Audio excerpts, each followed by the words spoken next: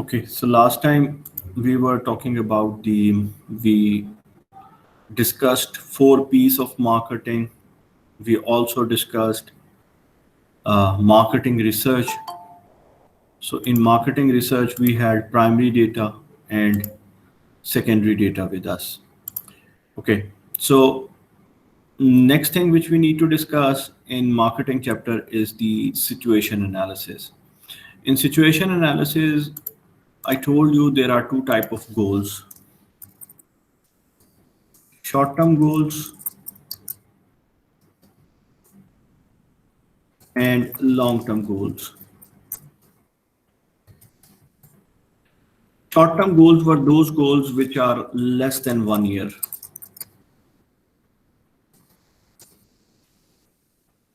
Whereas long-term goals were those goals which had an impact for more than 1 year.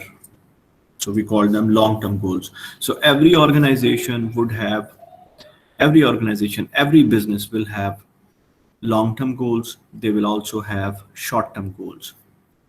For example, how much production I want to do in the next month. This will be a short-term goal. But let's say I want to earn a profit of 20,000 real, let's say, in the next year. That would be a long-term goal. So every business, whether small or medium or large, they would define their short-term and long-term goals. Here, two things are important. One is the vision statement, and the second thing is the mission statement. Did we discuss that last time around?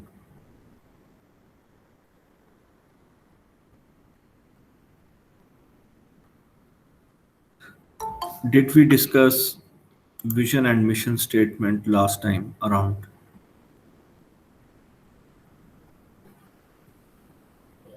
No, mister. Okay. So think about vision statement as a statement for a business where business want to see itself after some time.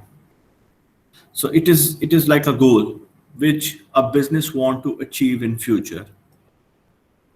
For example, let's say you are having a business of water bottle company. So your vision could be to become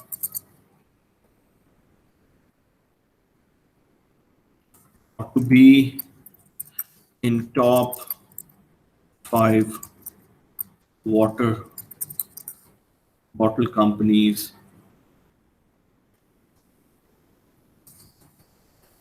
in Oman by 2030. So by year 2030, you want to be in the top 5 water bottle companies in Oman. This is a vision statement. Why? Because you have set a timeline that till that time your company will be in the top 5 companies in Oman. So every business should provide some vision statement, because vision statement vision statement would actually tell the business what to do. Based on vision statement, you will have a mission statement, and from that mission statement you will be defining your goals. So what is the vision statement for this college? To become top national college of applied sciences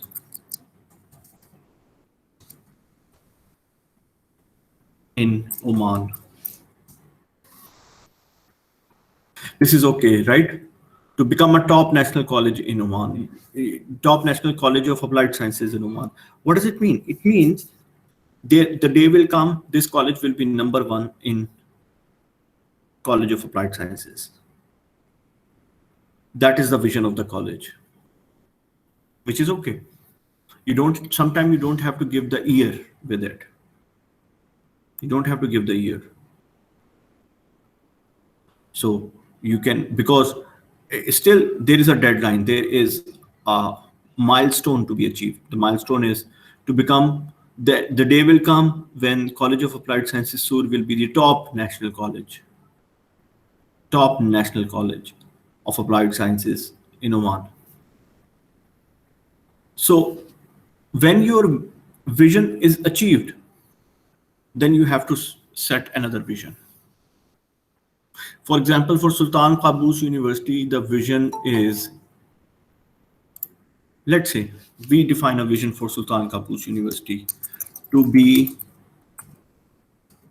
top university in Oman. Is this okay for Sultan Qaboos University? For Sultan Qaboos University, is this okay to be the top Yes, university? Mr.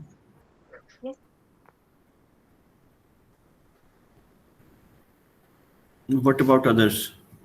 What do you think?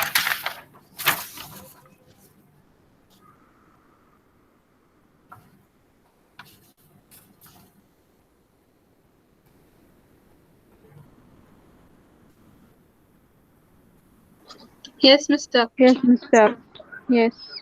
Okay, what is the ranking of Sultan Qaboos University right now in Oman?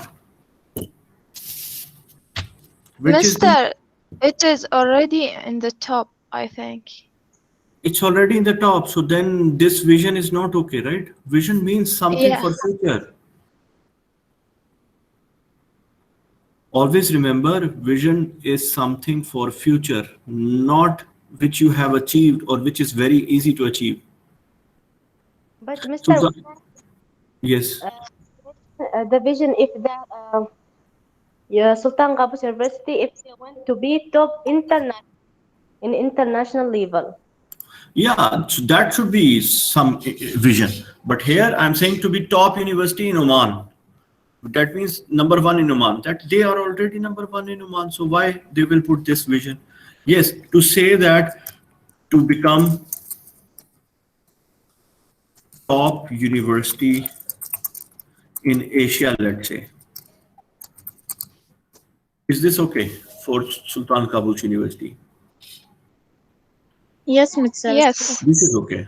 Yes, this is okay. Why this is okay? Because they are not top number one in Asia. So first maybe they will become number one in Asia, then they will become top university or top 10 universities in the world.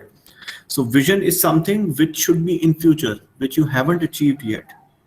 So that you must remember, that your vision should be telling something which you haven't achieved yet. It will take time, it will take your efforts to be done. Okay, good. Then there is a mission statement. Mission statement actually tells about your practice, what you are doing to achieve your vision statement, what you are doing, what is your ongoing practice, what is your ongoing practice for achieving your vision. For example, for this college, the vision, the mission statement is to produce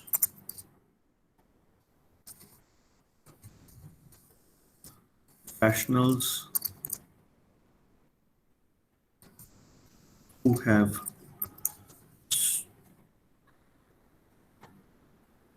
sound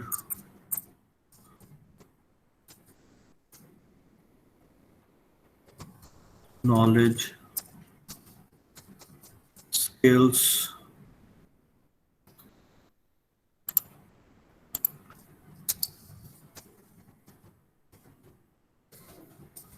moral and ethical values, something like that.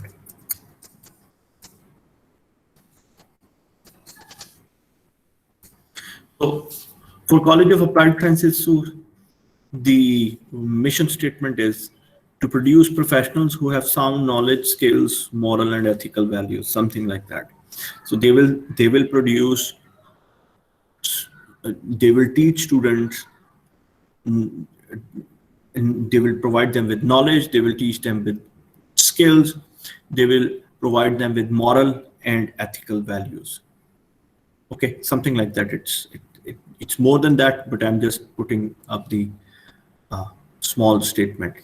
So the point is, this is what they are doing. If they continue doing it, after some time, there would be so many professionals which they have produced, and they will become #1 national college in Oman as well. So mission statement is your ongoing statement. Ongoing statement means what is your ongoing practice, what you are doing. So mission statement would not change. It will not change. It will always remain the same, but your vision can change. When you achieve a vision, you will change it. You will put up a new vision.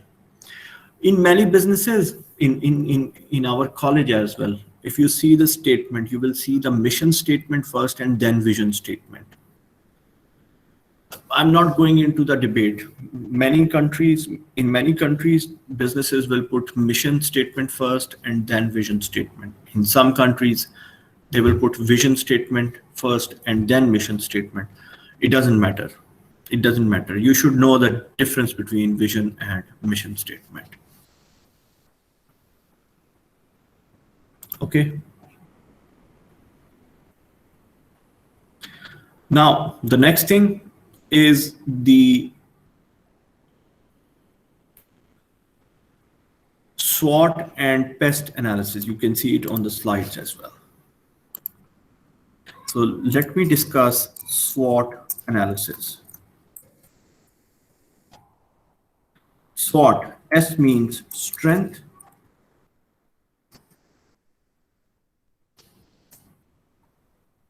W means weakness,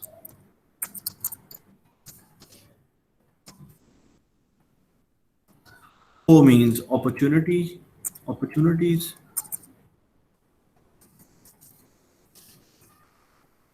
T means threats. Any business,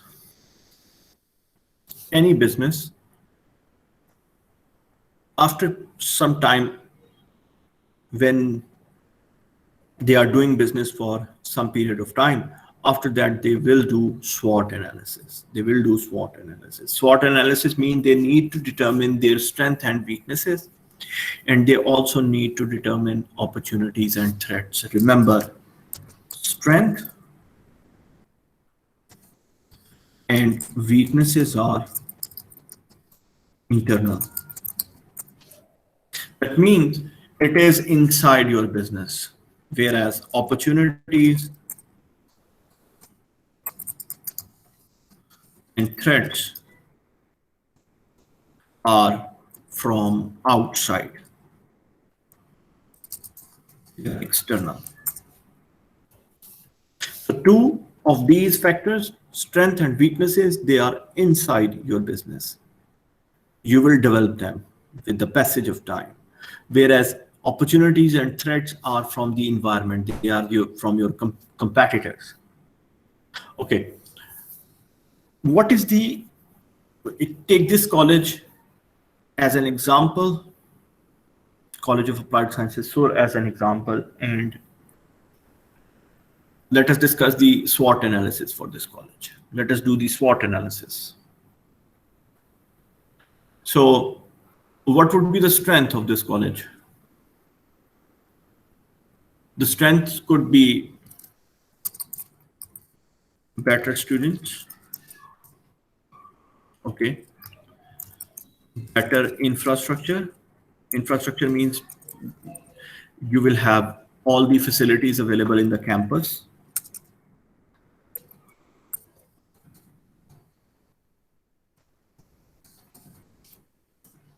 Maybe better faculty.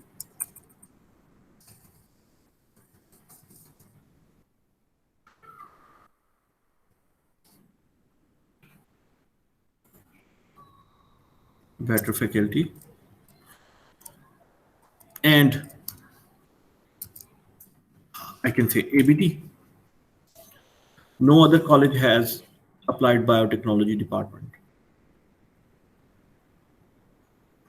I'm just doing SWOT analysis. Maybe it is wrong, but as per my reading, these are the strengths of this college. So strengths are something which you have built for many years, which you have built for many years. Okay, I would not say better faculty because in every college the faculty would be the same. Okay, so take this out. Better infrastructure could be there. Yes, this college would have better infrastructure, better facilities for the students than other colleges. They may have better students because there is a different program, ABT here. So the intake of these students would be different. Students are better, could be better than the other colleges. So these are the strengths. What about the weakness? Okay, can you tell me the weaknesses?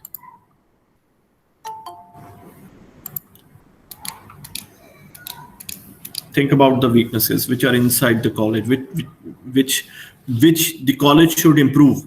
Weakness mean you need to improve in your business or you need to improve in your company.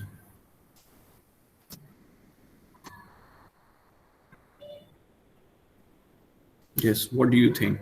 You can put it in the chat box.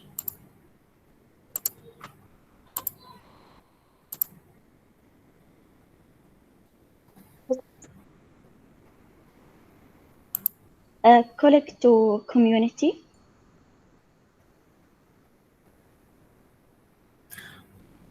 I didn't hear you clearly. What about community?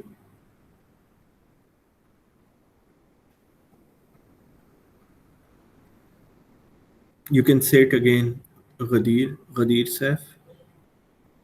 Wait, Mr. I write in the chat. Okay.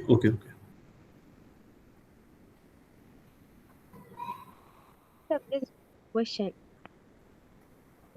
The question is, can you tell me the weaknesses of college? Strength I have written as per my. Okay, you want to say the weakness in the college is that there is a disconnect with community. So there is no relationship or liaison with the community, with the other businesses, or less number of programs are there with the community. Okay. What do you think? What you want to improve in the college? That would be the weakness of the college. Network issues, yes. So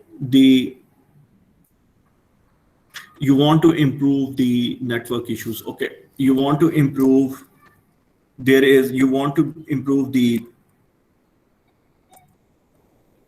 should be on-campus college hostel.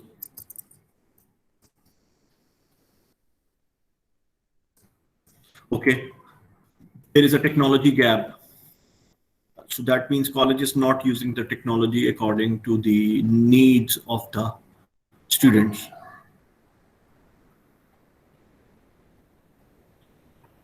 Okay, there are administrative issues. You are pointing out to administrative issues. So there are some gaps in academics. Good. So these are, when you say some courses in the college, that means some gaps in the academics as well. So these are the weaknesses on which this college has to work on. This college will improve. So similarly, yeah, sometimes communication issues are also there. So that is academic issues and administrative issues will cover that. So the point is, you have some strengths which you have built with the passage of time in your business, in your company, and you have some weaknesses. You should know your strengths and weaknesses. Why you should know your strength? Because you want to maintain them. Why you should know your weaknesses? Because you want to improve them. So this is an important aspect in SWOT analysis, that you should know your strengths, you should know your weaknesses. And remember, every business or every company in the world would have their strengths and weaknesses. No one can say that there is no weakness in our business. No, there always is. And remember, it is internal. We are not talking anything about external. This is what the college is doing and they should do better. Weakness. Strengths are what the college is doing and they are doing it in a good way, or they are doing it in the better way than the others. So these two things are internal to the organization. Then opportunities. Remember, opportunities are from outside. Think about it. The competitor is doing something and you can do it as well. You have this opportunity. Remember, for an opportunity, it would be something from outside, some opportunity which is outside. But the thing is, you have the skill or you have the resources to do that. For example, Surya University is the competitor of, this is also right in terms of weakness. There are limited majors in the college. Another thing, Surya University is the competitor of Sur College of Applied Sciences. Take it in this way. Now, Surya University has master's programs. Master program in communication and IT. So masters in IT and communication. Why am I saying these two things? Because our college also has the two majors, IT and communication. But bachelor program is there. Sur University has master programs. This is an opportunity for Sur College of Applied Sciences to implement or to start master programs. Why I'm saying this is an opportunity? Because they have the faculty, they have the teachers who can teach IT master's degree and communication master degree. Why I'm not saying applied biotechnology? Because I'm not sure whether Sur University has applied biotechnology or not. So that is why I'm not using that one in the master's program. So just as an example. So because the college has the resources, they have the skill to start the master degree. So it's an opportunity. So your competitor is doing it, and you have the ability to do that. This will come as an opportunity. Now, this is the difference between threats. Threats mean it is also from your competitor, but you don't have the ability to do that. You don't have the ability to do that. For example, Sur University has bachelor's degree and master's in business administration, BA. Business. And in our college, we don't have the major of business administration. Neither we have the bachelor's degree nor the master's degree. So this is a threat. Why it is a threat? We don't have the teachers to teach it. We don't have the faculty to teach it. So remember, there is a very fine difference between opportunities and threats. Opportunities are from your competitors. Threats are also from your competitors. But the thing is, opportunities are the challenges from your competitors, but you have the ability to cope with it. You have the resources to do better than your competitor. Whereas in threats, these are also challenges from your competitors, but you do not have the ability or the resources to cater them. So every organization should do SWOT analysis. Two of them are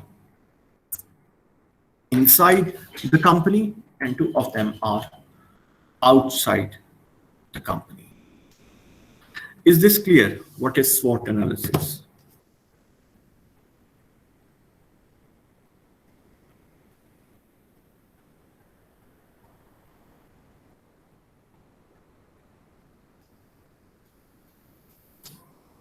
Okay, moving forward. So you should know the difference between opportunities and threats.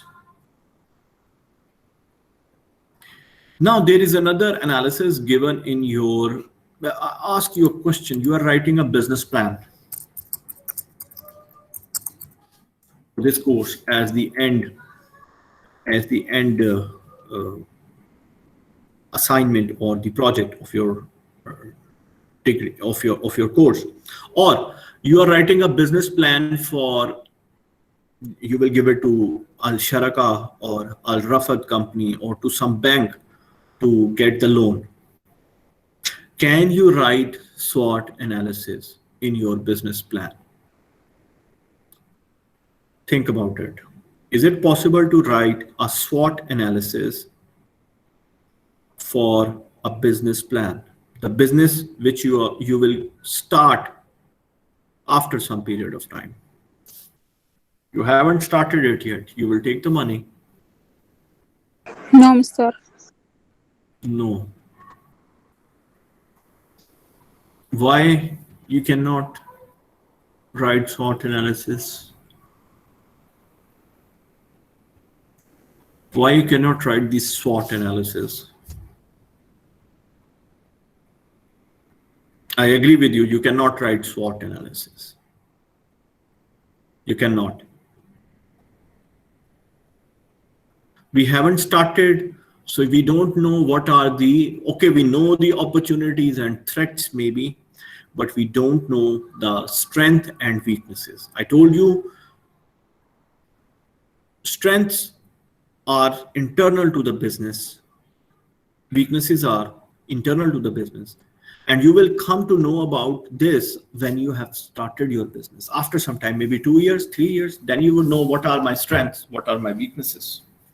Before that, maybe it is not possible to just show your strength and weaknesses. Yes, in your business plan, you can write some expected SWOT analysis. Expected means you would expect these will be your strengths, these will be your weaknesses. But in reality, when you are doing business, then you can do SWOT analysis. Before that, you cannot do SWOT analysis. Okay, good. So what type of analysis we can do? We can do pest analysis.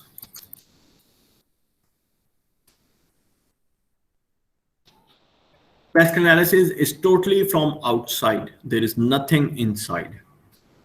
Okay, if you can see the slides, pest, P for political and legal environment. E for economic. S for social and cultural environment. T for technology. Let me write it here.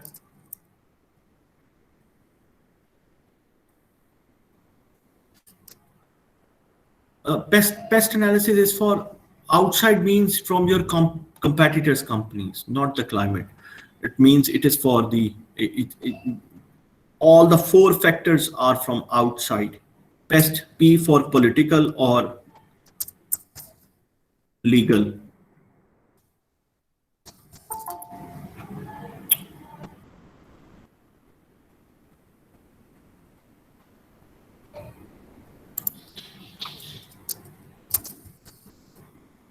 Political or legal. What does it mean? Pest, P. So when you are starting your business, you can do pest analysis, and the P means political or legal environment. What does environment doesn't mean the weather or climate. Environment means outside the world in which you are starting your business, the country in which you are starting your business. So political environment means, or legal environment means, what are the government regulations? So you are starting your business, and that business, you're starting your business, and that business should be a legal business in that country. It should be a legal business in that country. So you must see that whether that type of a business is okay to do, or what are the government regulations for it. For example, Oman doesn't have good relation with some country. Is there any country with which Oman doesn't have good relations?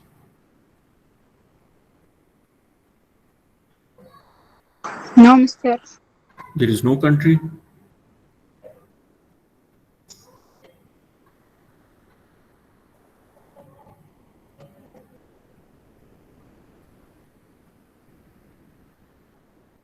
Okay, let's take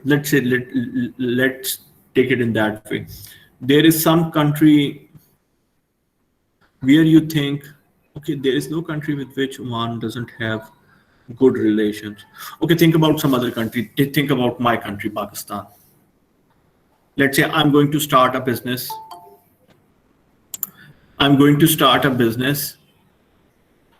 And that business,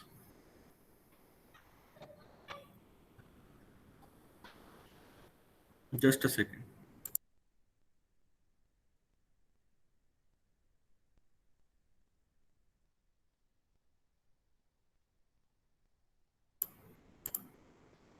Okay. So let's say I want to do a business of water purifiers, and I will import these water purifiers from India. Now, it is possible to do trade with India, although Pakistan doesn't have good relations with India. But on the border, the import is possible. But there is no guarantee. Maybe after some time, the relationship with India will deteriorate. It will become bad again. Then what will happen? I would not be able to import my water purifiers from that country to my country. What does it mean? That means it is a risk for my business. I should know this before starting the business. Okay, this is a good business in Pakistan, water purifiers. We do not use water bottles. In fact, we use water purifiers to purify the water. It's a good business, good idea. But let's say if I'm importing them from India, maybe it is not, according to the pest analysis, it's a big risk. Why? Because the government situation can change, and what will happen? I would not be able, or I would be stuck sometime, maybe after 1 year or 2 years, I would be stuck. Maybe when the relationship will go bad, again, they will close the border and I couldn't import those water purifiers from India. So you must see the P, political or legal environment. Political or legal environment.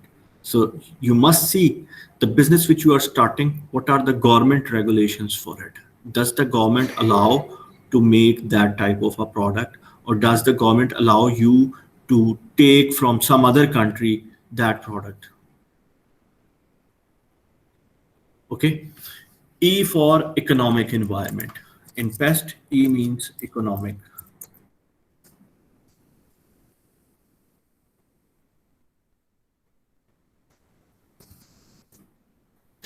E for economic environment. Now, what is the economic environment? Economic environment means that in the country where you are doing the business, there are chances that the economic condition or the economy is good.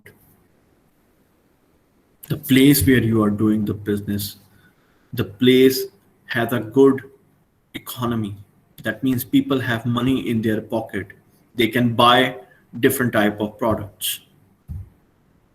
I want, let's say in the village side here somewhere, I want to start a business of high priced perfumes, fragrances.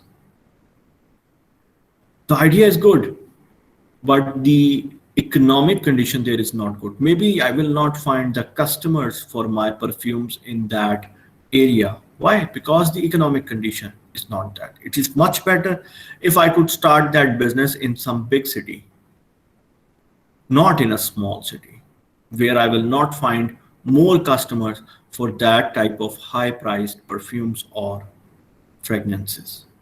So you must see the economic environment.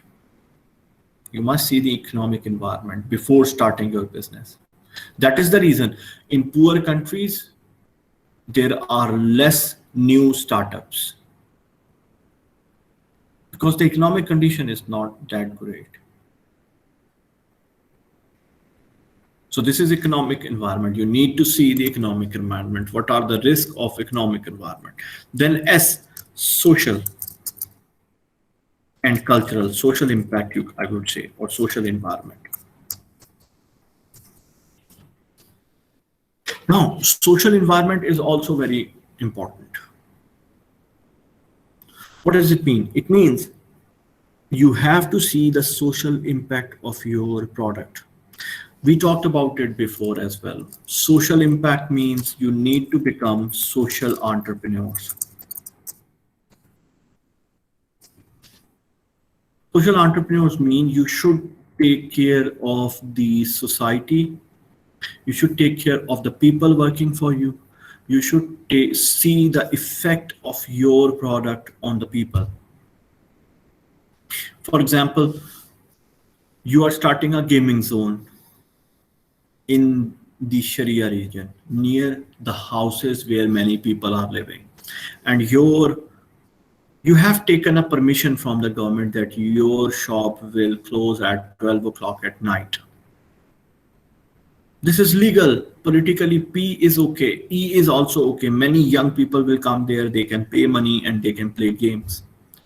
But the noise which that gaming center will produce would be annoying or would have a bad effect on the people living around, especially when they want to sleep at 10 o'clock or 11 o'clock, but your gaming zone will close at 12 o'clock at night.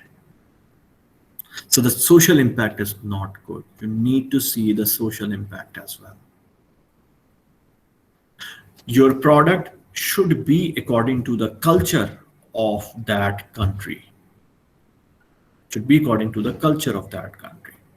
For example, if I want to start the business of these t-shirts in Oman, maybe I will find customers because there are many expats here. But think about a situation after 10 years, there are less number of expats in Oman. So at that time, if I'm starting that business, maybe there would be less customers for that type of product because of the culture. Omanis, they like to wear their own traditional clothes. I'm just taking it as an example. Maybe this is not right. So you need to see the social and the culture. You need to see the social and cultural values of that country where you are starting the business. Then the T, technological environment.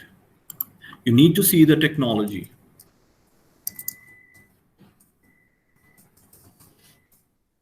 For example, I'm making these ball pens. So the technology would not change. For many years, the technology to make pens is the same. But let's say I'm starting a business of mobile phones. What I will do, I will buy mobile phones from some other country. I will import them and I will put it here in my retail outlet or shop. Now here the technology is fast changing. So if I have more iPhone 10 with me, let's say iPhone 11 is now in the market, what will happen? People will not buy iPhone 10. So I must know before time that whether the technology for my type of business, is it fast changing or is it slow? Okay, let me share it again.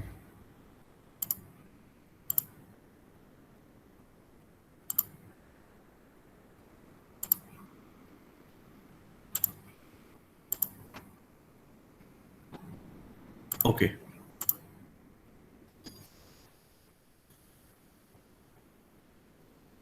Can you see the slides now? Yes. Okay.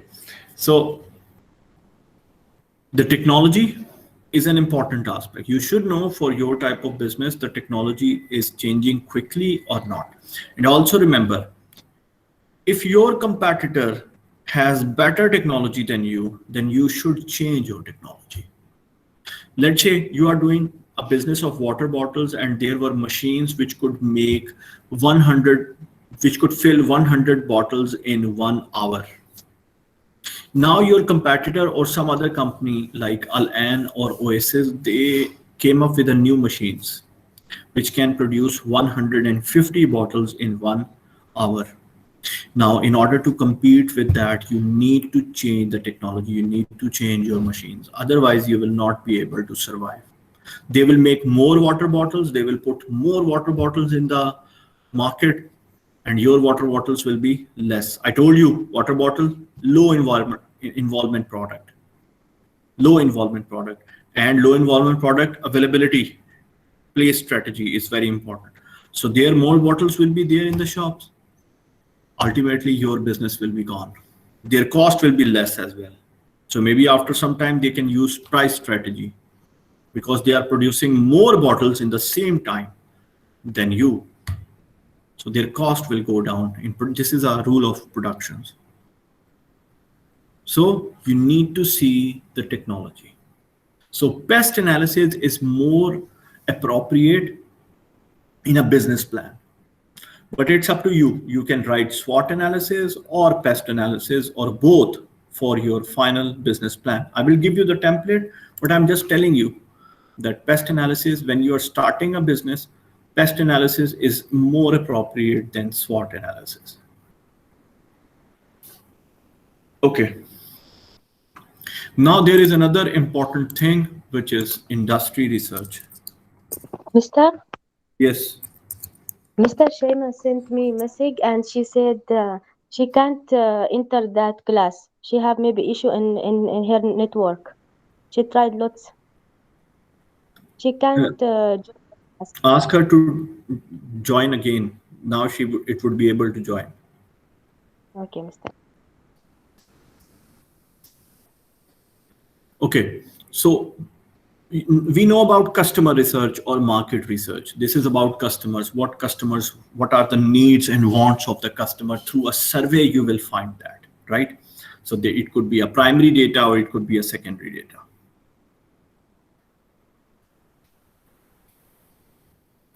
But there is one important aspect which most of the entrepreneurs, they miss, and that is the industry research.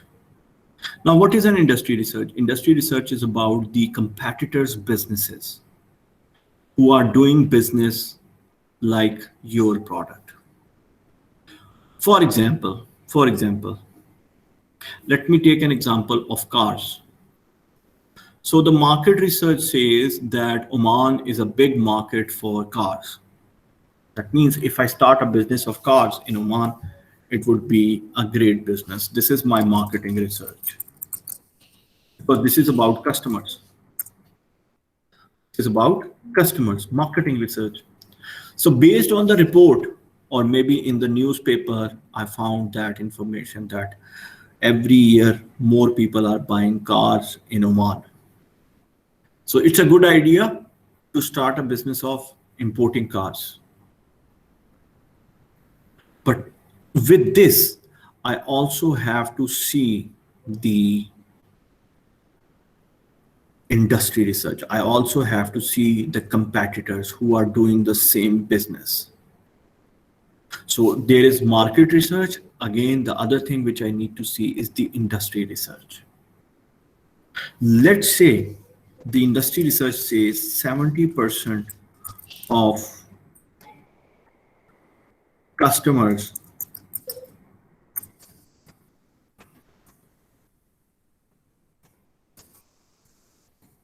in Oman, they buy their cars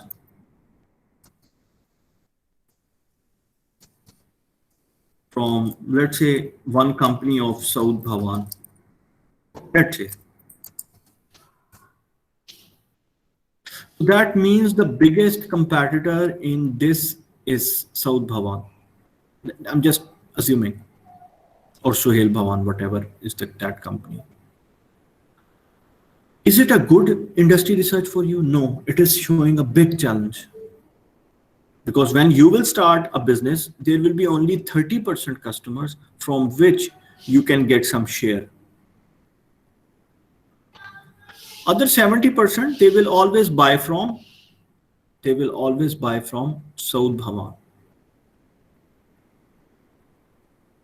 So you must always see the industry research. For example, you are starting a business of water bottles because there are so many customers of water bottles. People here in Middle East, they would like to drink water, mineral water bottles. Good. This is a good market research. But let's say 80% of them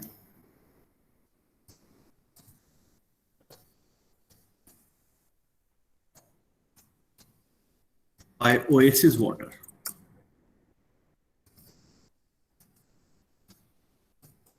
This is the industry research. One industry is taking 80% of the customers. Now, is it a good indicator or research for you? No, it's very challenging because No, because you just have 20%. 20%, good. We have just 20% of the customers for it. So this is what is important. Market research as well as the industry research. The problem with the entrepreneurs is that we see a market research and we think, okay, starting this business will be very good. We also need to see the industry research. We also need to see that. We also need to see the companies who are doing that type of business. Okay, the best scenario is many companies are doing that type of a business which you want to start, but customers do not prefer one of them. For example, you are starting a water bottle business and the industry research says every company has 10 or 20% share in the water bottle industry in Oman. That's a good indicator. Now you can compete. Why? That means customers, they can buy your bottles. It's not like that Oasis will be 80% of the customers will buy Oasis only. So more companies doing a business is not a bad indicator. Remember that. We always think, but if there are one or two companies who are doing the business, they are the main business holders, profit holders in some business, then it's a very bad indicator. I would like to start a business in which there are many companies, but customers do not prefer one of them. They can sometime buy from this company, sometime buy from that company. But if I'm starting a business in which there are 2 or 3 companies, then I should make sure that most probably customers are only buying from them and they prefer them. That is why there is no other business which is entering into that, into starting that business. So please keep this in mind. Industry research is very important. You need to know the industry research as well before. Market research is important. That is one side of the coin. You must see the other side of the coin as well, which is the industry research. That will tell you the true picture about whether you are starting that business or not.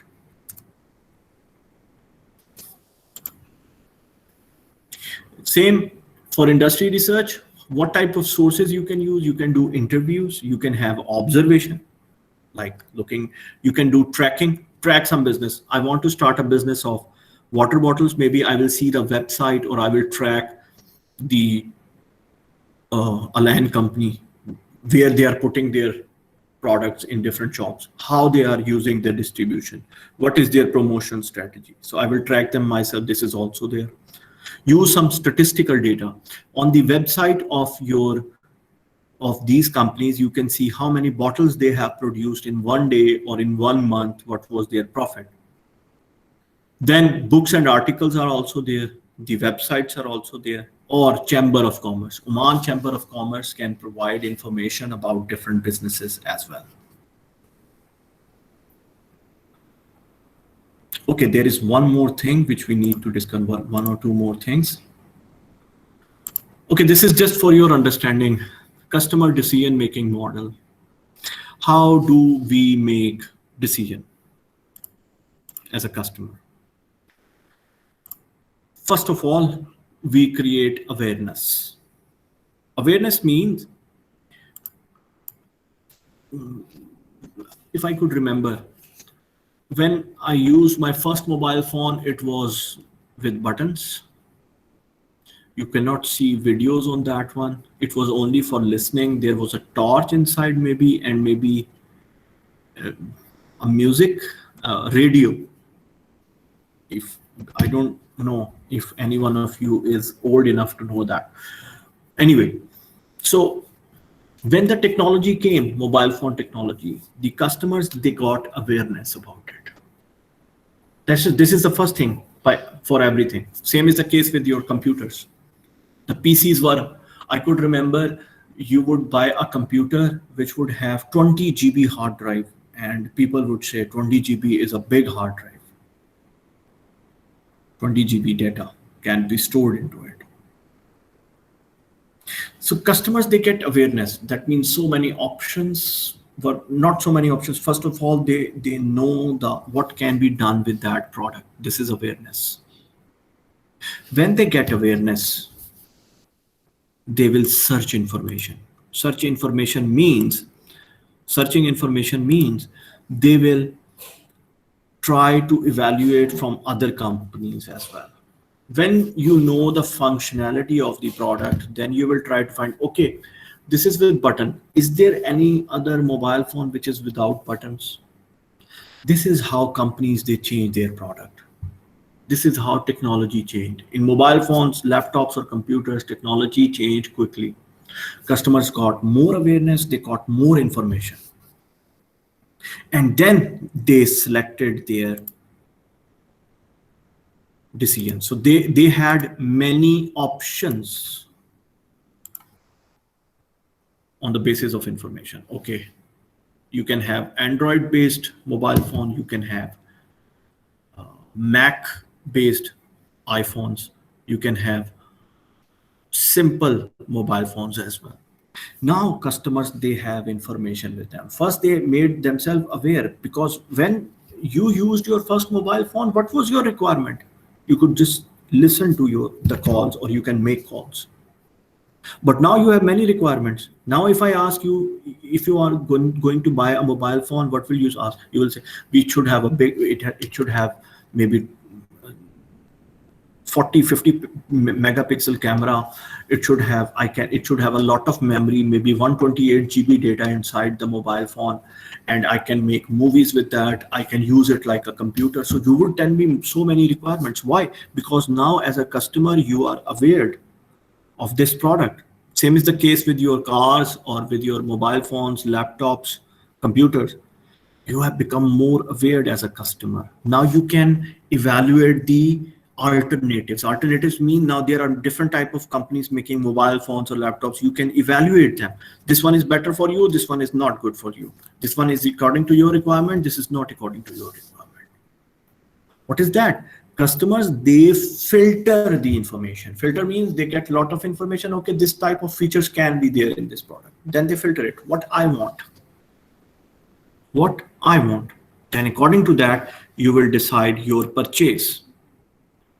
And even after doing the purchase means when you buy the product, you will evaluate your purchase, whether it was a good purchase or not, whether the options are good or not.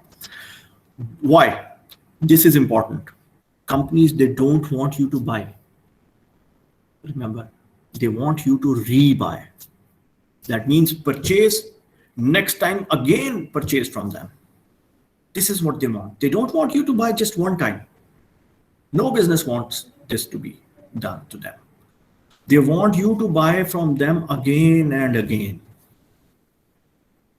And this you will do only when you have evaluated your purchase and you say, oh, Samsung is a good company for mobile phone. Next time I will buy from Samsung. This is what they want you to do. So they give you,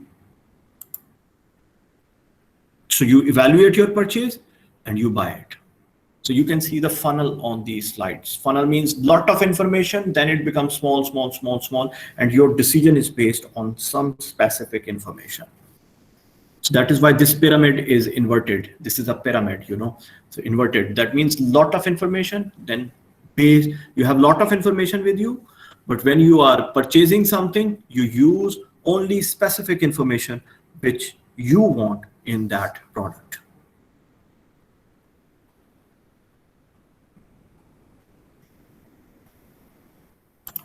Sometimes for low involvement products, I would say, the benefits are given in the name. For example, Mountain Dew soft drink.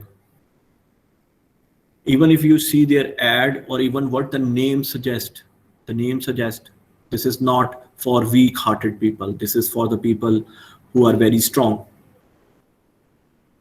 That means it has more fizz, more gas in it. Mountain Dew, strong.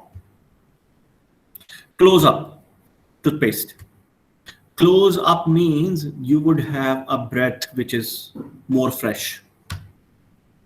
Lux, Lux comes from word luxury, which means you will become famous. It's like it is used by famous people, or it's an expensive thing. Lux soap. So the name actually suggests the benefit. Sometimes some companies will use it in this way. But what does Dell mean? What does Dell mean? No one knows. Dell is the name of the person. Michael Dell was the name of the person who started the company Dell. Okay. What about Apple? Does it tell you anything? Apple company name? No. Yes. Some people say the name of the company is Apple because Apple was something which came on the head of Newton, and he thought differently. So Apple means think differently. But as such, Apple doesn't mean anything, right? Yeah, name of a company, but what does it mean? Why did they give a name Apple? It's not like Mountain Dew, right? Or Close Up. The name is saying something. Name shows some meaning. So it's not always the case, I'm saying. So companies, sometimes they give the name to their product. They give a name to their product, which will also tell the benefit to the customer. But most of the time, you will not find that. This is true for low involvement product, but for high involvement product, this is not the case. So companies have their own names. So this is just an example. Okay, one last thing in this chapter which we need to discuss, because 4 P's we have discussed already: product, place, promotion. So you just need to, one more thing, an important thing in this chapter is the market segmentation. Market segmentation. There are 4. Market segmentation means customer segmentation.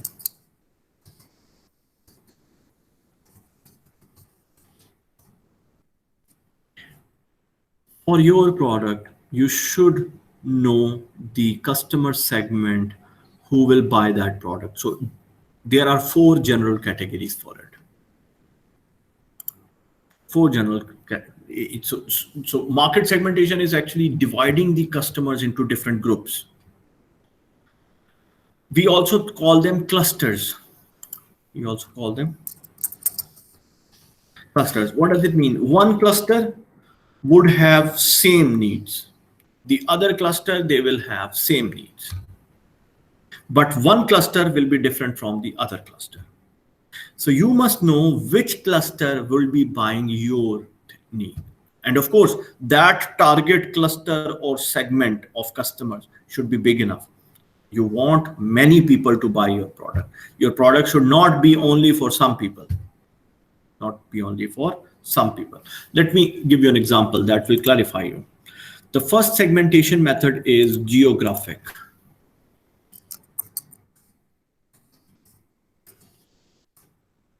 What does geographic means? Geographic means according to the location. I want to do a business of cold drinks, soft drinks in Oman. Do you think it's a good idea? Will I get the customers for my product? I think yes, sir.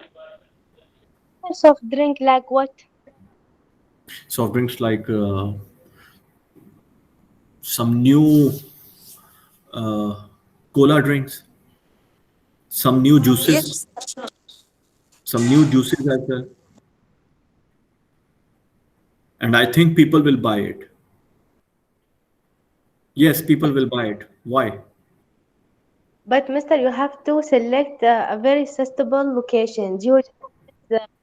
That is another thing. First thing I need to know, is there a big market for it or not? Because Mr. Many people buy juice and this Coca-Cola Why? in Why? Oman Why? for drink Why? because they like it, Mr. They like it, or is it hot? That is why they drink it more. These are two Yes, different things. because the weather.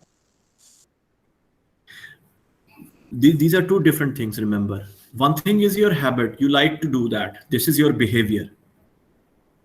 Okay.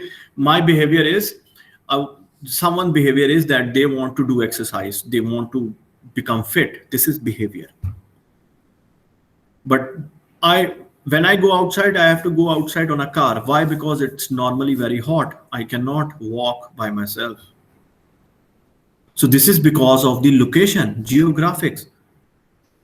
So drinking more cola drinks or juices is because of the location or because of the behavior. You need to understand this thing. I think it is because of the location, because they need more water in the body. So more people will like to, okay, just drinking water is not enough. They would like to drink juices. They would like to drink cola. This is not behavior for me. Here, it's like geographics. Do you get my point? Yes, Mr. Okay, so we need to know what is behavior, what is geographics. Okay, in Oman, there is a big market for split ACs. Is it a behavior or geographics?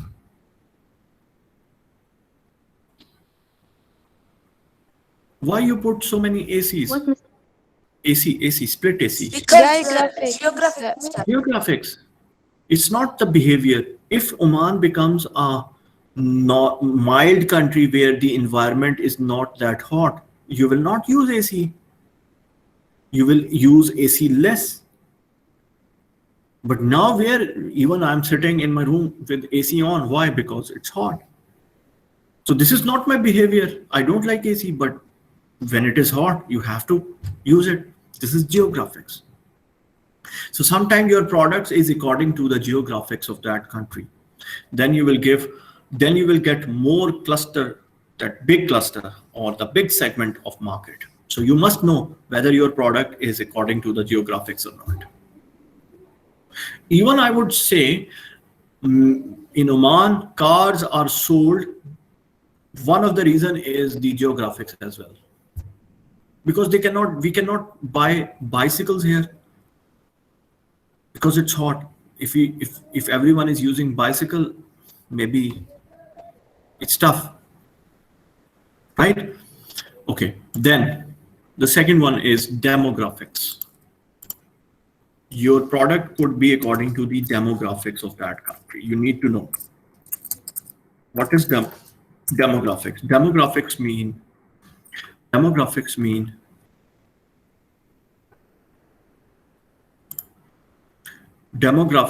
Like female and male. Yeah, it can be your age, gender, location, not location, whether you are living in a city or a village, your education, your income, all these things are demographics. I want to start a school, international school in Sur. I have two options. I can start it in Muscat, I can start it in Sur. The fee of the school will be like 400 Riyal for 1 month or 300 Riyal for 1 month. It will have lot of facilities in it. What do you think? Which city is better for this school? Where should I start it? Muscat or Sur? Muscat? Why? Why? Because there are a lot of people here. Yeah. Lot of people or lot of people who can afford that school? Mr. First, the Muscat is the capital. No, So not lots only of thing. people. Lot of people with lot of money should be there to afford that school, right? Yes. Okay, I give you another option in it. In Muscat, there are a lot of people who are very rich, but they don't have education. I'm just assuming. I'm just saying it. Their education level is less, or is like average is 10th grade. But in Sur, the education level is, let's say, average education of a person is 12th grade. Now, what do you think? Where should I start the business of my school?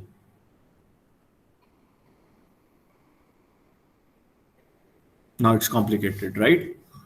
So In you Sur, need, in yeah, maybe in Sur now. So I need to see the demographics.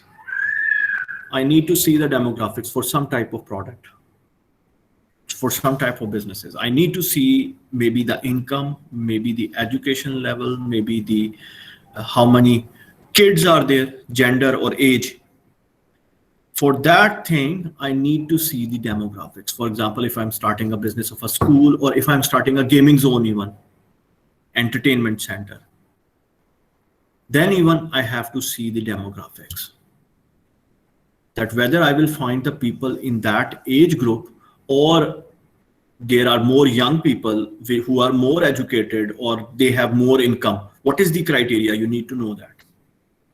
You can conduct a survey on the demographics in order to know whether you will find the people. For example, I'm starting a business of beauty products.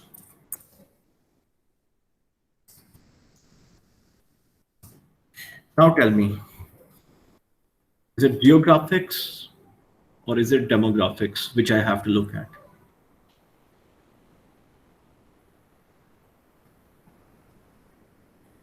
I think Mr. Plan for the business. No, beauty products are there, right?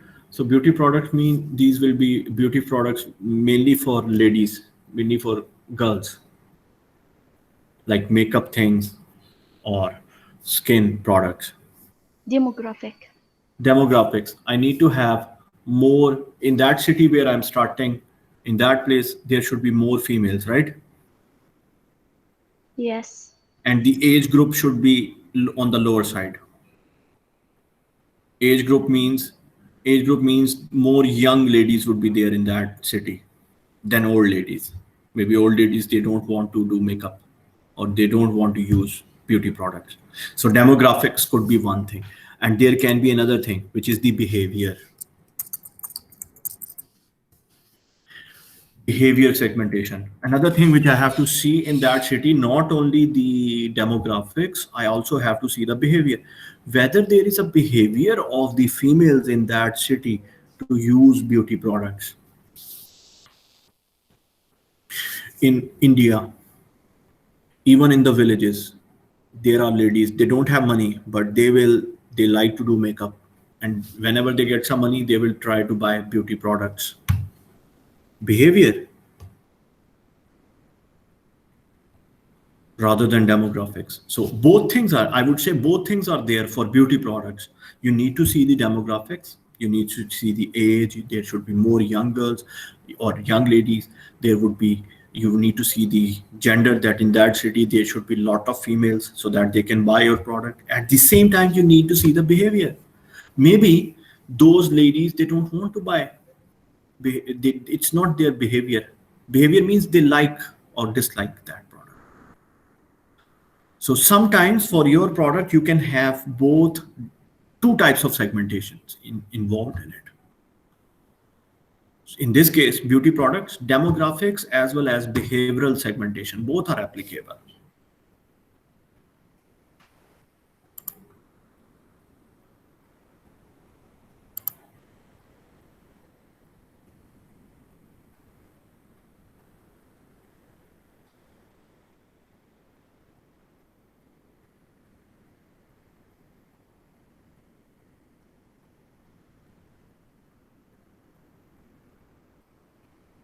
Do you get my point?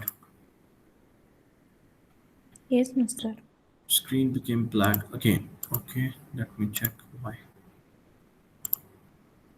This is a big issue with Google Meet. is okay. Now okay.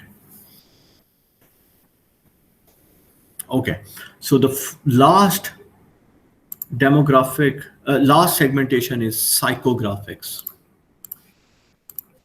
So behavioral is about likeness, liking.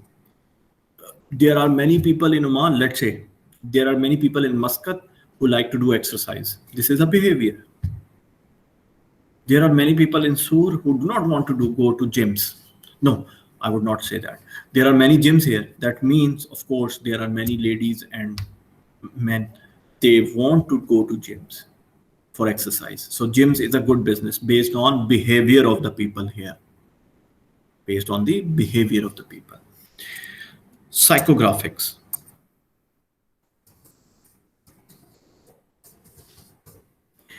It's very interesting segmentation. Psychographics. Two things are there in psychographics. Your location plus your psychology, your thinking. Psychology means thinking. So the place where we live, sometimes it doesn't have to do with the religion. First of all, let me give you examples as well. So the place where we live, we have some cultural values or thinking based on this.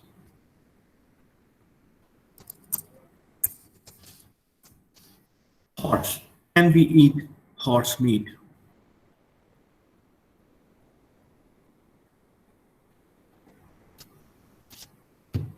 Yes or no?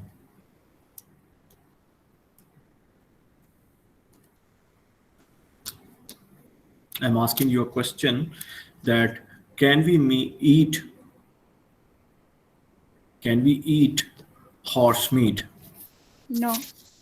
No. As a Muslim, we cannot eat, right? This is what you want to say. Is it halal, haram, or makruh?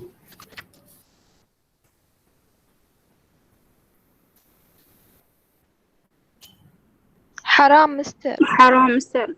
It's not haram. Makruh. It's makruh.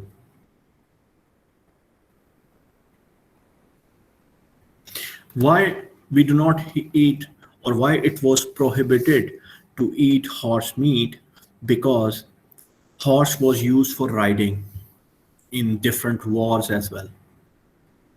So if we eat horse, we would not have anything to ride at that time of Islam.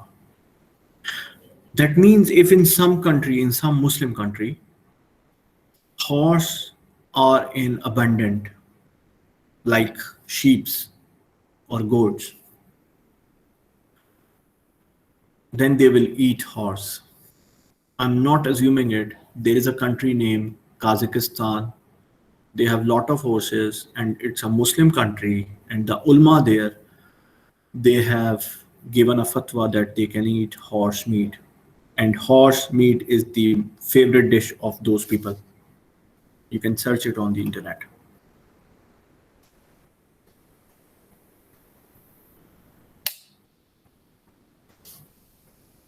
What is that? Psychographics. Because of their location, they have a thinking and it's okay for them to eat this. You know crab. Do you like to eat crab? Yes. But in my country, or if you give me a dish of crab, I cannot eat. Even it is halal. But because I haven't eaten it, or for us the thinking is like that, oh, crab is, even it is halal, I cannot eat. So it has nothing to do with the religion. It has to do with the location where I lived, the thinking which I have developed according to that area. So psychographics are an important thing. Sometimes you need to see the psychographics of that area in order to start your business. You would just say, let's say you would just say that it's a Muslim country and let's say my country, Pakistan, is a Muslim country and you can start a business of hijab. maybe it will not work, because in my country, there are so many ladies, so many, I would say 90% of them, they will not put hijab. They will just do scarf. Some of them, not hijab. Psychographics, thinking according to the location. So this is an important aspect you must understand. So these are the 4 segmentation methods of customers. So for your type of product, it can be more than one. I told you, sometimes it can be demographics and behavior. Sometimes it can be psychographics and behavior, things like that. Is it clear?